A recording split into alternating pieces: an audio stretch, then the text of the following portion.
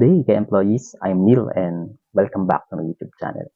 And today's video ay pag-uusapan po natin kung papaano kinakansela ang cheque na once na ito ay nai-issue na, no? Or naibigay na po doon sa payee. Sa bangko po, normally, nagka-cancel check din po sila. Ilan sa mga kadahilanan ay kapag insufficient fund.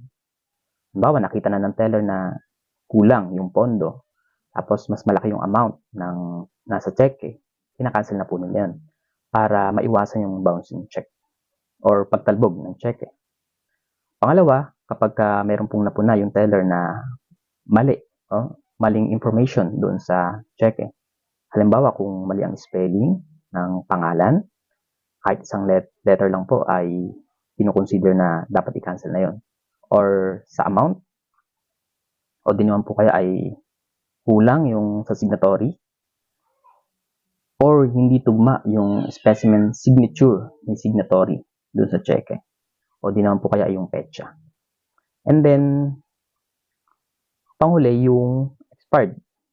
Kung naabutan na ng, ang validity kasi niyan ay 6 months, no? Pero kapag lumampas na doon, so expired na siya, kinakancel na rin po yun ng bangko or hindi na tinatanggap. So, sa ating problema naman, ay papaano natin, tayo na ang magka-cancel. So, papaano po ba yung gagawin? So, ganito po kasi yung nangyari. Ako po yung representative ng company namin. Ako yung nagpupunta sa bangko. So, meron pong binayaran yung company namin na ahente, product or services, na naiwala niya yung cheque. So, nagre-request ulit siya ng bayad, no? So, magre-release ulit kami ng cheque. So, bago namin gawin na mag-release, ay kailangan muna namin ipa-cancel yung nawawalang cheque. So, paano po ang gagawin? So, ganito po, no? Nagpunta po ako sa bangko, tapos nagtanong-tanong po ako doon. So, sabi nila kailangan ng stop payment request. So, hingi ka ng stop payment form.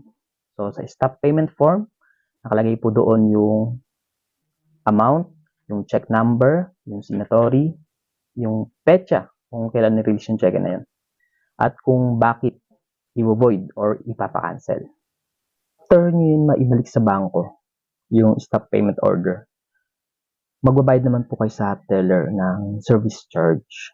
So, nasa mga 200 plus yata yun. So, pwedeng cash or pwede rin naman na ibawas nandun sa savings. So, after nun, i-encode na nila. So, pagka nakita yung cheque na yon at dineposit nila, hindi na pa pwede, no? Hindi na tatanggapin. So, dahil yun ay meron ng stop payment order para yun ay hindi na i-transact. Yan po yung way or paraan para i-cancel ang cheque na nawala.